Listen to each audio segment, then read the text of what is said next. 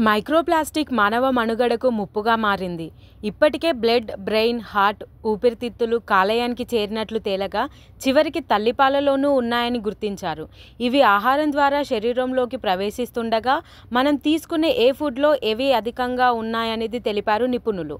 మన ఆహారంలో బియ్యం ప్రధానమైంది. కాగా యూనివర్సిటీ ఆఫ్ క్వీన్లాండ్స్ అధ్యయనం ప్రకారం మనం తీసుకునే ప్రతి అరికప్పు బియ్యంలో 4 మిల్లీగ్రాముల మైక్రోప్లాస్టిక్ ఉన్నట్లు గుర్తించారు. అంటే బియ్యం ఈ ప్రమాదాన్ని అధికంగా పెంచుతున్నట్లు తెలుస్తోంది. ప్లాస్టిక్ కాలుష్యాన్ని తగ్గించేందుకు బియ్యం ఎక్కువసార్లు కడగడం మంచిదని చెబుతున్నారు నిపుణులు. చక్కెర, ఉప్పు ప్లాస్టిక్ కవర్స్లో ప్యాక్ చేయడం సాధారణం కాబట్టి మైక్రోప్లాస్టిక్ ఈజీగా వీటిలోకి చేరే అవకాశం ఉంది.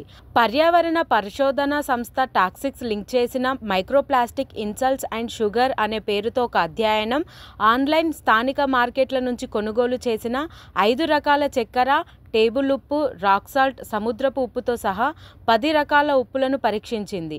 వీటిలో 0.1 మిల్లీగ్రాముల నుండి 5 మిల్లీగ్రాముల వరకు వివిధ రూపాల్లో మైక్రోప్లాస్టిక్ను కనుగొంది.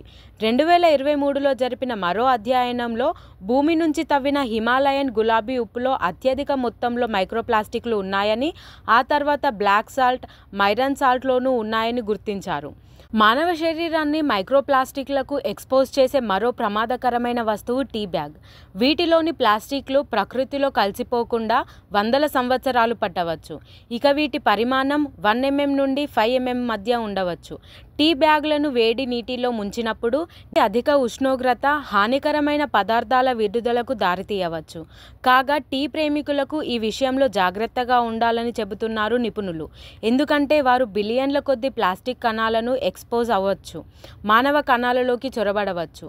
త్రాగునీరు 2,40,000 ప్లాస్టిక్ శకలాలను నిల్వ చేయగలదని National Academy of Sciences Proceedings జర్నల్లో ప్రచురించబడిన తాజా అధ్యయనంలో వెల్లడైంది. సాధారణంగా సింగిల్ యూజ్ వాటర్ బాటిల్లో వేల కొద్ది చిన్న చిన్న ప్లాస్టిక్లను గుర్తించడానికి ఒక ప్రత్యేకమైన ఇమేజింగ్ టెక్నిక్ ఉపయోగించబడింది. ఈ చిన్న ప్లాస్టిక్ బాటిళ్లలో 90% నానో ప్లాస్టిక్లు ఉన్నాయని అధ్యయనం కనుగొంది.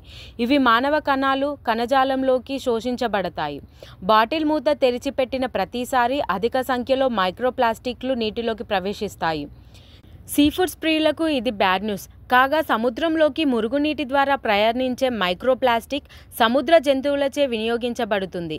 ఈ జంతువులలో పేరుకుపోయిన మైక్రోప్లాస్టిక్లు వాటిని ఆహారంగా తీసుకున్నప్పుడు మానవ శరీరంలోకి ప్రవేశిస్తాయి. వివిధ రకాల సీఫుడ్స్లలో మైక్రోప్లాస్టిక్స్పై జరిపిన 2020 అధ్యయనం ప్రతి నమూనాలో ప్లాస్టిక్ను కనుగొంది.